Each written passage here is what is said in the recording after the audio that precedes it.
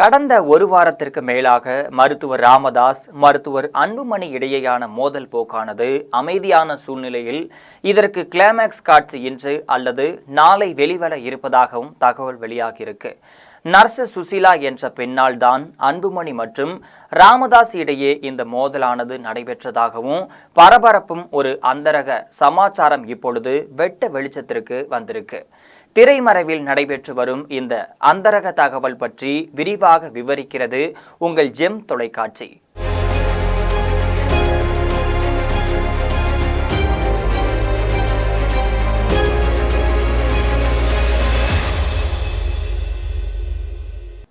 மருத்துவர் ராமதாஸ், அவரது மகன் அன்புமணி ஆகியோர் தமிழக அரசியலில் தங்களுக்கென தனி இடத்தையும் பிடித்தவர்களாக இருக்கின்றார்கள். ஒட்டுமொத்த அரசியல்வாதிகளின் இவர்கள் இருவருமே அறிவுஜீவிகள் என புகழப்பட்டும் வருகின்றாங்க. வன்னியர் சமுதாய மக்கள் மத்தியிலும் வட மாவட்டங்களிலும் இவர்கள் இருவருக்குமே மிகப்பெரிய செல்வாக்கு உண்டுன்னு சொல்லப்படுது. இவர்கள் கைத்தட்டினாலே லட்சோதிபதி லட்ச மக்கள் திரண்டு வருவார்கள் என்பதும் பாட்டாளி மக்கள் கட்சியின் தனிப்பட்ட பெருமையாகவே இருந்துட்டு வருது. இந்த நிலையில தான் கடந்த 6 மாதத்திற்கு முன்பாக மருத்துவர் ராமதாஸ் மற்றும் அன்புமணி ஆகிய இருவருக்கும் இடையேதான் பொது மேடையில தகராறு எழுந்ததாகவும் சொல்லப்படுது.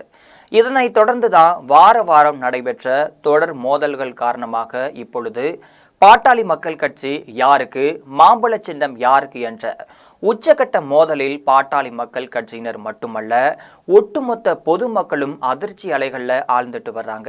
இந்த நிலையில தான் மருத்துவர் ராமதாஸ் அன்புமணி இடையிலான மோதலுக்கு காரணம் செவிலியர் சுசிலா என்ற பெண்தான் என்பது இப்பொழுது வெட்ட வெளிச்சத்திற்கு வந்திருக்கு.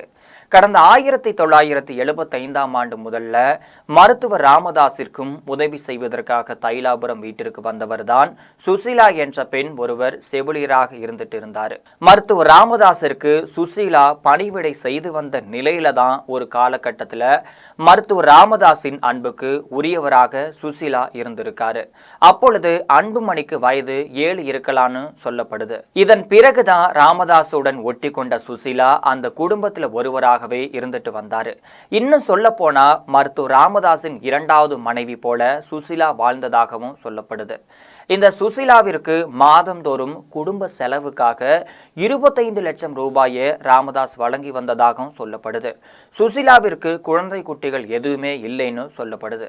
அதே சமயம்தான் சுசிலாவிற்கு சகோதரர்கள் மற்றும் பெற்றோர்கள் என உறவினர்கள் இருந்ததாகவும் தகவல் வெளியாகியிருக்கு. இது தவிர தேர்தல் சமயங்களில் கிடைக்கும் பணத்தை தவிர ஏராளமான பணத்தை மருத்துவர் ராமதாஸ் சுசிலாவிற்கு வழங்கி வந்ததாகவும் தற்பொழுது சுசிலாவிற்கு கோடிக்கணக்கில் சொத்து பத்து இருப்பதாகவும் சொல்லப்படுகிறது. இது தொடர்பாக பலமுறை குடும்ப சண்டைகள் நடந்துள்ள நிலையில தான் நாகரிகம் கருதி இந்த விவகாரத்தை வெளியிடாமல் பாதுகாத்து வந்ததாகவும் தைலாபுரம் வட்டாரத்தில் தெரிய வந்திருக்கு. இதுவரை வெளிவராமல் இருந்த ராமதாஸ் சுசிலா நட்பு சமீபத்தில் வெட்ட வெளிச்சத்திற்கு வந்தது. திமுக எம்பியான ஜெகத் ரட்சகனுக்கும் மகாபலிபுரத்தில் சொந்தமாக கால்டன் சமுத்ரா என்ற நட்சத்திர ஓட்டல் இருப்பதாகவும் தெரிய வந்திருக்கு. இந்த நட்சத்திர ஓட்டல்ல பாத்தீங்கன்னா ராமதாஸ் சுசீலா இணையரின் 50வது திருமண விழாவானது நடைபெற்றிருக்கு. இந்த நிகழ்ச்சியின் படங்கள், வீடியோக்கள் என அனைத்துமே பகிரங்கமாக வெளிவந்த நிலையில தான் சுசிலாவின் குடும்பத்தினரும் கலந்து கொண்டதாகவும் தகவல் வெளியாகியிருக்கு. இதன் பிறகுதான் ராமதாஸ் குடும்பத்தில் மோதல்கள் உச்சகட்டமாக வெடித்திருக்கு. அன்புமணியின் மனைவியான சௌமியா அன்புமணி இது குறித்து கண்டன குரலையும் எழுப்பிட்டு வந்தார். இப்படியே போனால் சொத்துக்கள் முழுவதுமே சுசிலா பக்கம் சேர்ந்துவிடும் என்று அவர் குரலும் எழுப்பிட்டு வந்தார். அன்புமணியும் சௌமியா பக்கம் நின்று மருத்துவர் ராமதாஸிற்கு எதிராகவும் குரல் கொடுத்ததாகவும் சொல்லப்படுது. ஆனால் இதையெல்லாம் மருத்துவர் ராமதாஸ் கண்டு கொள்ளவில்லைன்னு தெரிய வந்திருக்கு. இத்தகைய குடும்ப சண்டைகள் தான் தற்பொழுது பாட்டாளி மக்கள் கட்சியின் உச்சகட்ட மோதலாக வெடித்திருப்பதாக தைலாபுரக்காரர்கள் சொல்கின்றார்கள்.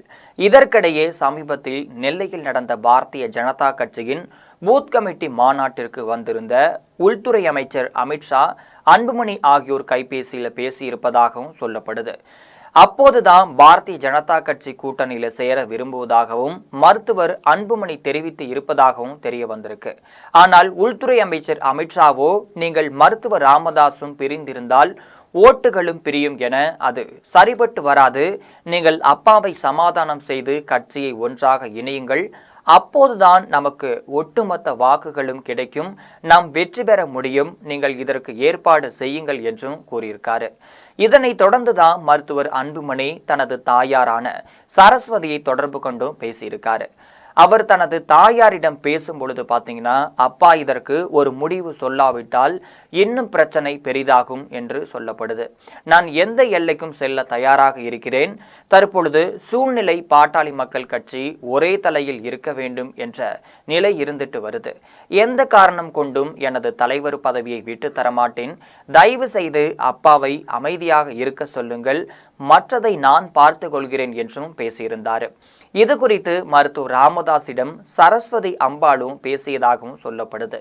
தந்தையும் மகனும் சேர்ந்து பேசி ஒரு முடிவுக்கு வருவார்கள் என்று ராமதாஸிடம் அவர் தெரிவிச்சிருக்காரு. இதன் அடிப்படையில தான் கிளைமேக்ஸ் கட்ட பேச்சுவார்த்தைக்கு மருத்துவர் ராமதாஸ் சம்மதம் தெரிவித்ததாகவும் தெரிய வந்திருக்கு. அதாவது ராமதாஸ் மற்றும் சுசிலா இடையிலான விவகாரத்திற்கு முற்றுப்புள்ளி வைக்கும் வகையில தான் பேச்சுவார்த்தை நடைபெற்றிருக்கு. இதற்கு அடுத்தபடியாக தான் இன்று அல்லது நாளை மருத்துவர் ராமதாஸ் தனது இறுதிக்கட்ட முடிவையும் சொல்வார் என எதிர்பார்க்கப்படுகிறது. அவர் அன்புமணியுடன் சமாதானமாக செல்வாரா அல்லது மீண்டும் போர்க்கொடி பிடிப்பாரா என்பது 1 அல்லது 2 நாட்கள்ல தெரிய வந்துவிடும். தற்பொழுது ராமதாஸ் எடுக்க போகும் முடிவு செவிலியர் சுசிலா கையில்தான் இருக்கிறது என்பது முக்கிய செய்தியாகவே பார்க்கப்படுகிறது.